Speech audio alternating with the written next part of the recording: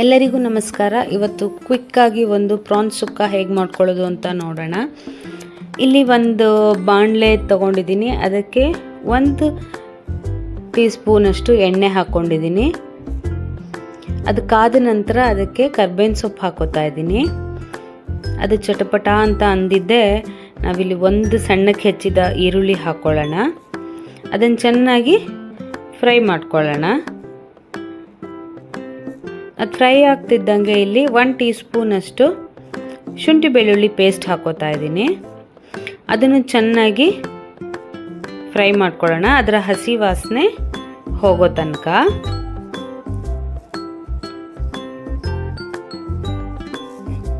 ಅದಾದ ನಂತರ ಇಲ್ಲಿ 1 ಸಣ್ಣಕ್ಕೆ ಹೆಚ್ಚಿರೋ ಟೊಮ್ಯಾಟೊ ಹಣ್ಣನ್ನು ಹಾಕೋತಾ ಇದ್ದೀನಿ. ಅದನ್ನು ಚೆನ್ನಾಗಿ ಫ್ರೈ ಮಾಡಿಕೊಂಡು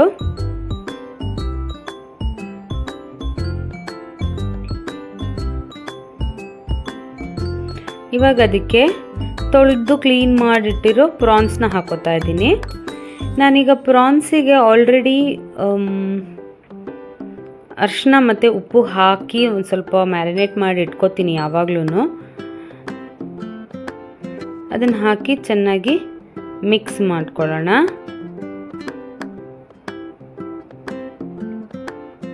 ನೀವು ಬೇಕಿದ್ದರೆ ಇದಕ್ಕೆ ಸ್ವಲ್ಪ ಹುಣಸೆ ಹಣ್ಣಿನ ನೀರನ್ನು ಹಾಕ್ಕೊಬೋದು.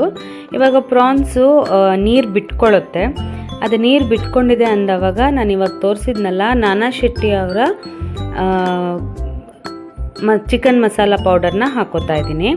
ಯೂಶ್ವಲಿ ನಾನು ಚಿಕನ್ ಸುಕ್ಕ ಆಗಲಿ, ಚಿಕನ್ ಗ್ರೇವಿ ಆಗಲಿ, ಕ್ರ್ಯಾಬ್ ಸುಕ್ಕ ಆಗಲಿ, ಪ್ರಾನ್ಸ್ ಕರಿ, ಪ್ರಾನ್ಸ್ ಸುಕ್ಕ ಎಲ್ಲದಕ್ಕೂ ಇದೇ ಪೌಡರ್ನ ಬಳಸ್ತೀನಿ. ತುಂಬಾ ಚೆನ್ನಾಗಿರುತ್ತೆ.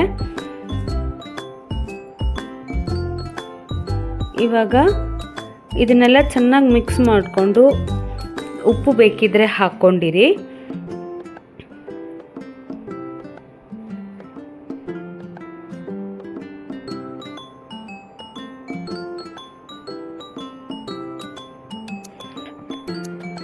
ನೀವು ಬೇಕಿದ್ರೆ ಇಷ್ಟಕ್ಕೆ ನಿಲ್ಲಿಸ್ಬೋದು.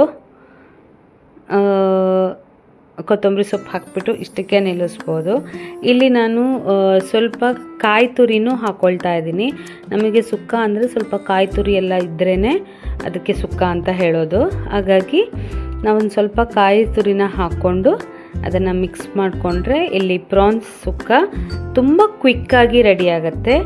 ಟ್ರೈ ಮಾಡಿ ನಿಮ್ಮ ಫೀಡ್ಬ್ಯಾಕ್ನ ತಿಳಿಸಿ. ಹಾಗೂ ನನ್ನ ರೆಸಿಪೀಸ್ ನಿಮಗೆ ಇಷ್ಟ ಆಗ್ತಿದ್ದಲ್ಲಿ ಲೈಕ್, ಸಬ್ಸ್ಕ್ರೈಬ್ ಮತ್ತು ಶೇರ್ ಮಾಡೋದನ್ನು ಮರಿಬೇಡಿ. Thank you.